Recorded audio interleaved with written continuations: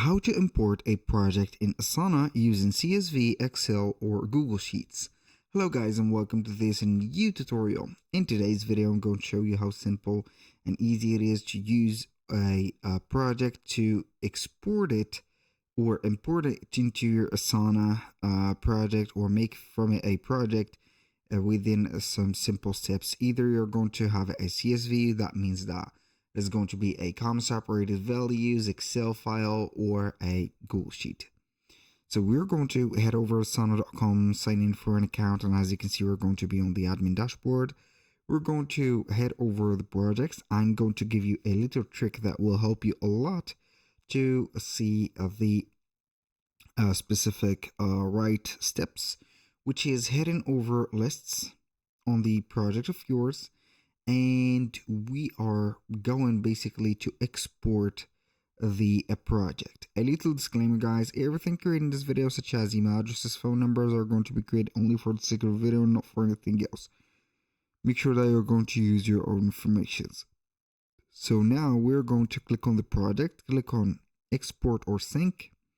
You're going to choose either CSV or XLS. I'm going to choose this, CSV or XLS, that means Excel.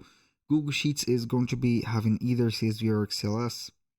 It is going to be up to you. So only custom fields, including multi-home tasks. So I'm going to export that, wait for it, and boom. Now we're going to open up our file real quick. We're going to import it, upload. We're going to give it a try here. So we're going to import the data. So I have made this trick to see all of the content, project IDs, and whatever that we have right there, or the task IDs. So you're going to have everything right there. So you only need to not copy but add the necessary information that you have in here. Once you have added the information, you select everything here. You're going to click on file.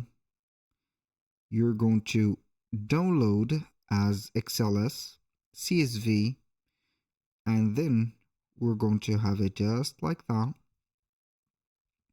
Back to Asana. Click on Actions, Import CSV file, and you're going to have it just like that. So do not forget to have it as a CSV. I don't know why it is making it like that. So the Excel is going to be also a CSV file. So we're going to have it just put like that. Boom, and it is going to read it. You're going to click on Go to Project, and it is going to import it right away. That was all for today's video. Thank you guys for watching. I hope that you have enjoyed the content, and I hope to see you soon on the next one.